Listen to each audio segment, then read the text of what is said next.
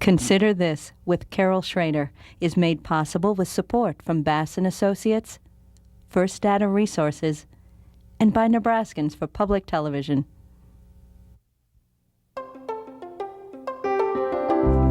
Consider This with Carol Schrader, a news and information program recorded on the campus of the University of Nebraska at Omaha. From the Fireside Lounge in the Milo Bale Student Center, here is your host, Carol Schrader. Hello and welcome to Consider This. I don't know if you can beat the whole Bob Kerrey, will he run, won't he run, now he won't run, to top the political news, but I'm coming close today. I'm absolutely coming close. My guest today is Subby Anzaldo. But the political news between our beloved former mayor passing on this week and the whole Kerry brouhaha kind of took the focus off the flapping in the council, hasn't it? I enjoy every bit of that. I'd like to see a lot of national news, a lot of regional news that stays off of us then. Well, and it takes the politics out there. There will always be politics behind the scene. That's how politics works. Absolutely. But it takes the public a gnashing of teeth out. And gosh, been a lot in the news the last 2 or 3 years actually about how sniping and between council factions, but more the council versus the mayor. True. And for the record, you will be leaving council mid next month. I believe my last appointed day on the council is the 19th, but that falls on a Saturday. So I will not be a council member on the 20th. On the 20th, I'll be just a helper in the mayor's office. Well, and it brings me to the fact that this is such an interesting shift. I mean, here is a diehard Democrat who, although he's always worked well with both sides, right. Who is leaving the council to work for the mayor, and a lot of people were just aghast when that announcement was made. And I couldn't blame anyone for being that way. The important issue is that, in life, and I'm sure you've probably had that experience, felt that you needed a challenge, something different, related. Are you saying working for Hal Dobbs is a challenge? That's just a challenge. Well, the challenge in itself is something new to do. However, but it's still related to what I've been doing for a number of years. I was on appointed positions for 8 or 9 years before I became a council member. And I will complete my council term, my 12th year as a council member within the next month or two. And I just need something new to do, some new challenge, something that I can offer. And so Hal and I have talked about it. Matter of fact, we've been talking about it for over a year. And indicating all along that if I ever felt that I wanted to make a change, to discuss it with him. And we've had a number of meetings, even Janice, my wife, as you well know, she's had meetings with the mayor, and because I feel very comfortable when Janice is with me and realizing that we do things together, and she feels very comfortable about this, and I'm on such a high right now that I feel very good about being able to be asked, and of course I accept it. You said you're about to or would have finished your 12th year very shortly. That's correct. Just covering the city council for just the few years that I did it solidly. Right. It got old.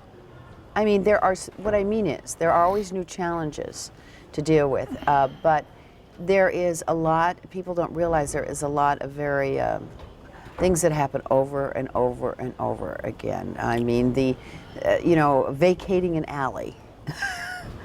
And depending on who the council member is, they don't go out and visit every alley, for instance, but in their district, if there's any possible conflict or about it, I mean, they do pay a lot of attention. They pay visits to homes and streets if there's a problem. But after 12 years, you've kind of been there, done that. That's correct. It doesn't mean you don't have a devotion to the people in your district, but you've done all this. what'll happen in the mayor's office is that I'll be doing a lot of what I have been doing. I won't have a vote in the matter, of course, but I will also have an expanded territory. As it stands right now, I have District 3. District 3 starts on the west on 50th Street, and on the east is the river, and then south is Bancroft, and north would be Cummings Street. But multiply that times 7, which is the entire city, because the real title to this position that has been vacant for quite some time is ombudsman. And as an ombudsman, I'm sure that I'll have missions to have to correct maybe some misunderstandings that take place between the citizens of Omaha or a person that, for instance, has had problems with the city of Omaha. You know, a real ombudsman, though, in the original derivation of the word, and a Scandinavian, is someone who looks at both sides and then says what he really believes is the truth of the matter. As best, there is sometimes no one truth, to the best of his ability. Now, will you have the freedom to do that? Our discussions with Mayor Dobb is that he wants me to do what is best, not only for the city, but for the taxpayer. Not to violate any rules, ordinances, resolutions, or any of that, but to make sure that that particular taxpayer is treated properly, and that particular taxpayer realizes what the actual ordinance does say. And if there is a possibility, let's say, for instance, an application towards a, whatever the case may be, a zoning matter, or a lot split, or let's say a garage, or whatever the case may be, if there is, for instance, a way that that person can be satisfied without breaking any laws or even skirting any rules and regulations, he's indicated that I would have that authority. Now, I'm not looking for any authority. I just want to be in a position to compromise. For instance, if Carol has a problem and for the department head, whoever that person may be, or an employee of the city doesn't understand the problem in itself, work it out. Let's talk about it. Let's see exactly what we can do to be helpful to you, to be helpful in any way we possibly can. So you are ombudsman, public relations, mediator. In this sense, I mean, it could be depending on the situation. And then, of course, he's interested in being able to have a better communication with members of the council. Now, I think that's going to be a difficult arrangement, but I'm looking forward to it because as it stands right now, I have a very good relationship with the members of the council. Mm-hmm. And I think for the past 11 years and 9 months, I've had that with all council members. It's going to dry out. It's Yeah, winter. You haven't, you said you've been, and forgive me for asking this question, Sure. I feel I must. You said you've been talking for about a year with the mayor. Have you felt at all uncomfortable thinking there was a possibility you'd work for the mayor in speaking out?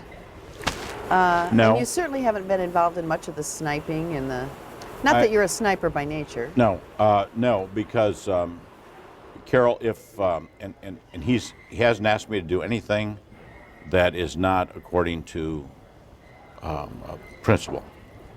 And as a council person, I still have to create my vote based upon the testimony, based upon what the situation is at that particular time, whether it's a liquor license, whether it's a zoning matter, if it's additional dollars for budgeting, whatever the case may be. If I find in my memory, if I find that there could be something better, or if there's an abuse there of some type, I've always felt that I either vote yes or no. Or if there's a manner in which we can compromise. I look for compromises a lot. In politics, you have to. In city government, you have to. In state government, you have to. Now, in federal government, I don't know what the compromises usually are. But in what we do in this They're dealing with general such huge public policy That's issues correct. that you're talking in the abstract, or so it seems. You I know, think it there's- seems that way to them sometimes. And I believe there's been times way back when you have covered. Let's take, for instance, former council member Takechi. Richard I mean, Takechi. you had good relationships with the family, and you know them real well, and I'm sure you can recollect time or two when, for instance, a zoning matter was a problem to the neighborhood, and Councilmember Takechi said, "Let's try it one more time." I moved for a 2-week layover so that the developer can meet with the neighborhood and see if there's some common ground that they can work with, and if there isn't, then the council will make the decision. Let's talk about common ground. Sure. Let's talk about the Police Fire Training Academy. Sure. Which not only is creating havoc, either real or imagined, on the part of the people who live in any one of the three neighborhoods that have come up. So far. Yeah. Actually, 4. Four. Often. Yes, I didn't include the poor Bellevueites yet. Right. But it has created sniping and politics between the mayor and a number of council members. So you have difficulties from several sides. Naturally, the neighbors need to look out for the welfare of their neighborhood. And I wouldn't think You differently. wouldn't expect any differently. Absolutely. The council members have to listen to those neighbors. That's correct. Whether they're in their district or not, because the next suggestion could be in their district. But I always wonder when good, healthy discussion ends of a topic, and just being, probing the mayor to, for more information or to maybe compromise with them a little more, and when the sniping begins. Did you ever have a personal barometer to say, I could be moving into the sniping territory? I mean, did you ever, wonder sometimes with yourself whether you should push something farther because it needed to be pushed, or whether that would be just political? I've always had the opinion that a person in the mayor's office needs to be respected. Whether, for instance, it's Mayor Dobb or Mayor Boyle or our former Mayor Leahy that has passed away. The position of mayor needs to be respected. But I also feel that respect is mutual. It goes the other way, too, that the office of council is respected. If the mayor's office, and I don't necessarily mean the mayor himself or herself, whoever the mayor may be at that particular time, if they present all of the facts, then it's important for the council to digest and to review all the facts. There are some council members that feel that all of the facts aren't brought forward. And what I have had the opportunity of doing, if I felt that I needed to know more, rather than publicly say, well, Mayor's trying to sandbag us or whatever. Wouldn't it be a lot better, for instance, to make a call upstairs and say, I'd like to meet the mayor?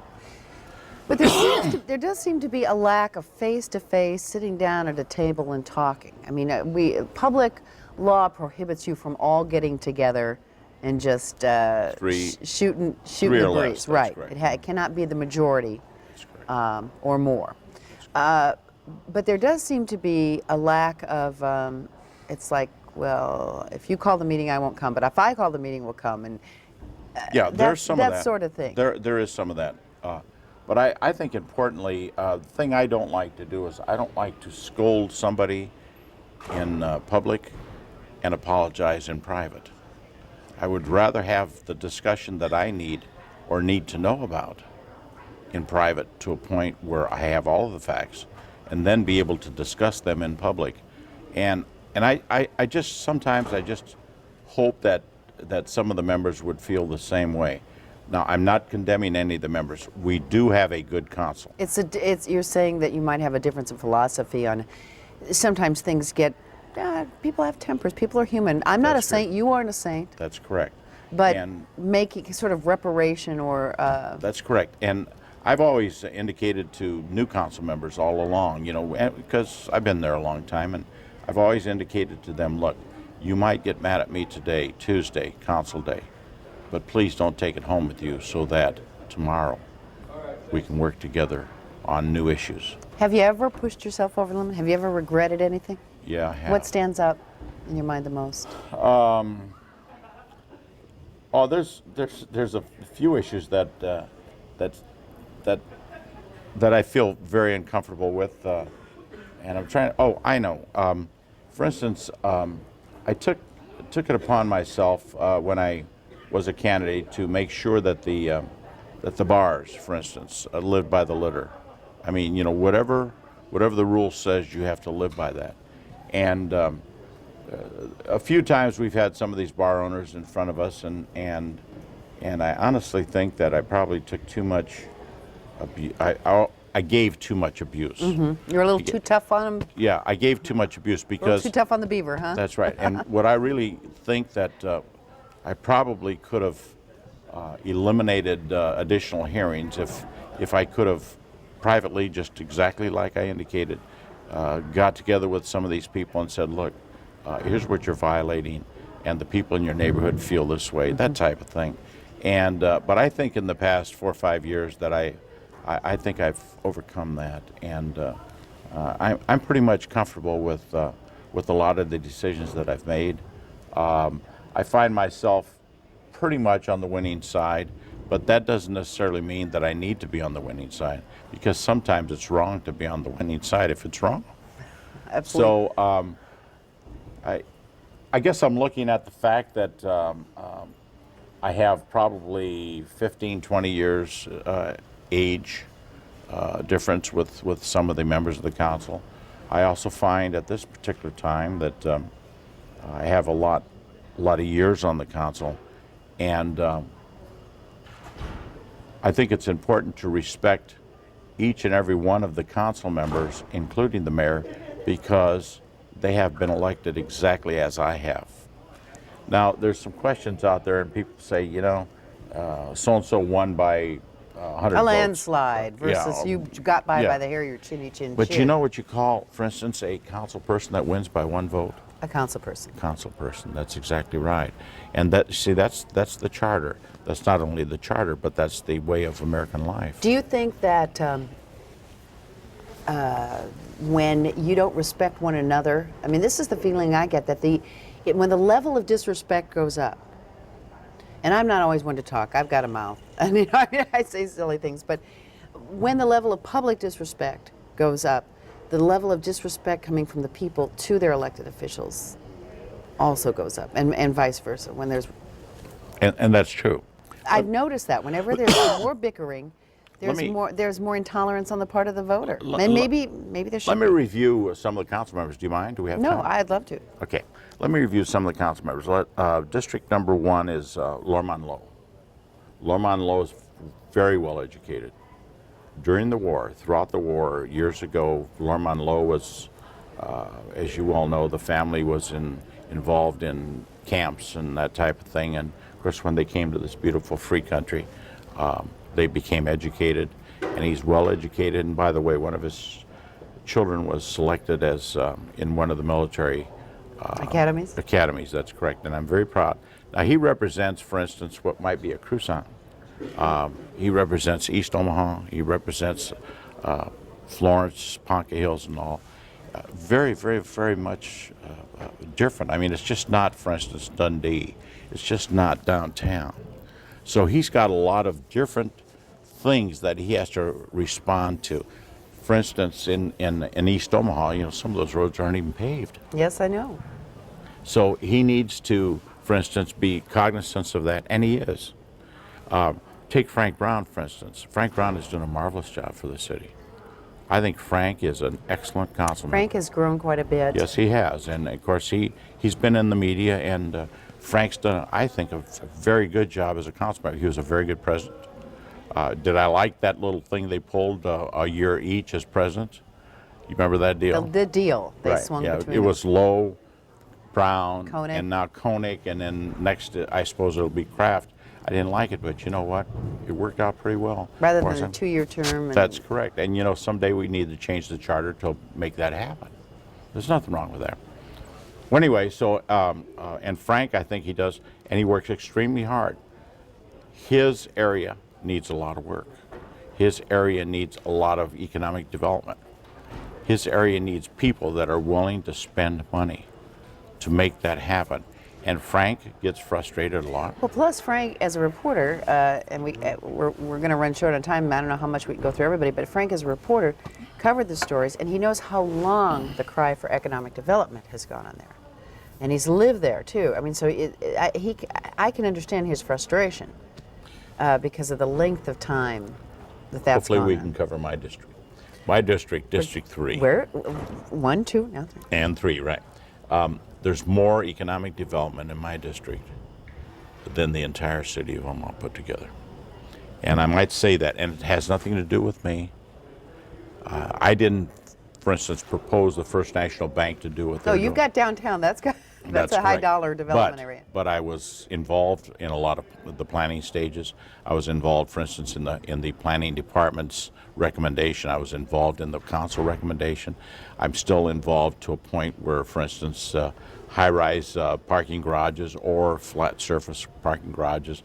I'm very, very happy. The old market, I mean, could it be any better? And people moving downtown. That's happened, a complete turnaround in your time in office. The other day, there was an announcement on a brand new hotel on 10th and Dodge. I mean, when you were covering City Hall, I think they were putting people in jail down there, weren't that particular location? There was some pretty interesting. Yeah, that was the City Hall annex. It was the police headquarters, and that was the annex, and they had the preliminary hearings. I mean, they were down there. Exactly right. Yeah. Exactly right. So, and ConAgra, I just, new parking garages, Civic Auditorium, Convention and Visitors Bureau. Pretty amazing. There's just so much going on, Carol. Now, have I got anything to take credit for? The fact that it's in my district, I try and work it as much as I possibly can. And I'm hoping that the person that replaces me will have the same opportunity and the same excitement that I felt when all of these were taking place. What's the total number of people that are seeking? 24 as of this morning. Okay. One of the people that's running, and I won't say which name, but one of the ones that would like to replace you, many, many years ago, because I lived in your district, said to me, when Subby runs for mayor, I'm going to run for his seat. I always thought that you were going to be in the mayor's office someday. I mean, I really believed that. Well, back in 1994, when our dear friend P.J. Morgan decided to, get out of the mayor's office. Abdicate. Right, he decided to get out. That was one of the worst days in politics that I've ever experienced. His phone call with the excitement that he had to see me immediately because I was president of the council really shattered me, to be honest with you. But it also made some nice things happen for me. For instance, that I became the acting mayor when he was down working on airplanes down in Lincoln or whatever they did down there, Duncan Aviation. His next job. Yeah, and he would come back, and of course he was very supportive. And then, of course, when he decided that he put a date certain, then members of the council voted for me to be the interim mayor, and it's a great feeling. So technically you were, but Technically I was, but it's yeah, like so to say Bob Cunningham was no less mayor when that's correct. when he filled in. But and I made this statement this morning to one of the magazines that wanted to do an interview. Is that our dear friend Brenda decided she wanted to get into the race, and the minute Brenda got into the race, I knew that I was out. I knew that I was not going to be able to, because the city does look forward someday to a female, as far as I'm concerned. But And maybe an African American. Not maybe, that's it will correct. happen That's someday. correct. And now, I guess what I'm saying is that I got beat out, and that was fine, because those 3 months that I was actually the interim mayor, I hated the word interim, but I loved the word mayor.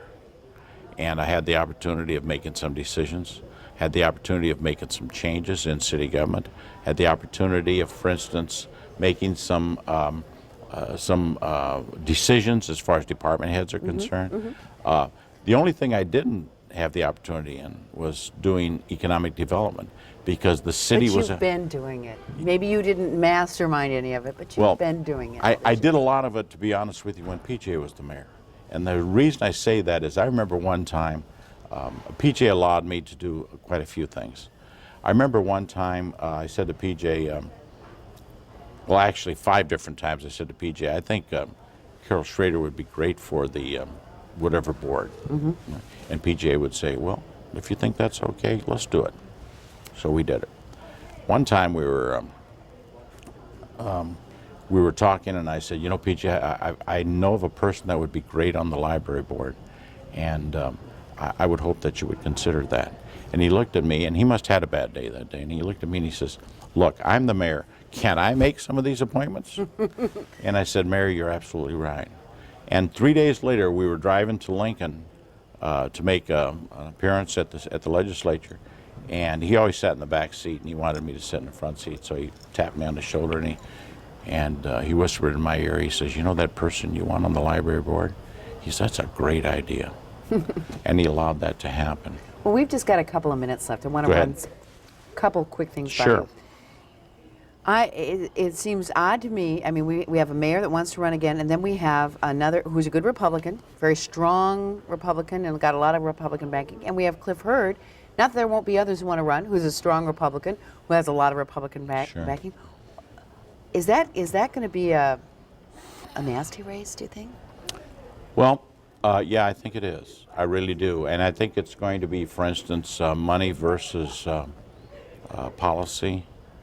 And I think I have Well, to be... Hal's got money. You're saying it's going to be Hal with the money versus policy and Cliff, or Well, if it's going to be Cliff, it's going to be, you know, keeping in mind now, the Democrats and the Republicans, everybody runs together. it's a nonpartisan race, right? Nonpartisan rights. That's correct. I ran into Fahey the other day, and he indicated to me that he's really getting ready to run. I can't figure at this particular time. I know that Hal wants to be the mayor again, and rightfully so. I think he's done a very good job. Hal works hard, and I think he's done a good job. I know Cliff wants to be the mayor. And I also know at this particular time that John, from what he told me the other day, is considering heavily being the mayor. But there's also names like John Green. Oh yeah, there's lots in there. See what I mean? And So it won't just be Republican versus Republican. I don't think so. Necessarily. Okay. I don't think we so. have just a half a minute. Go right ahead. Your quick thoughts on our former mayor, Gene Leahy. Well, I proposed naming the mall after him. That was my recommendation to the members of the council. That maybe says it all. So, and I've never thought differently about it. So, I think he deserved it then. As a matter of fact, he was in a coma when we did it in 1992. That's right. We've got to run. Thank you. Thank you for your years as my councilman and you. for the city. I'm ready anytime you call me. All right. And thank you for joining us on Consider This.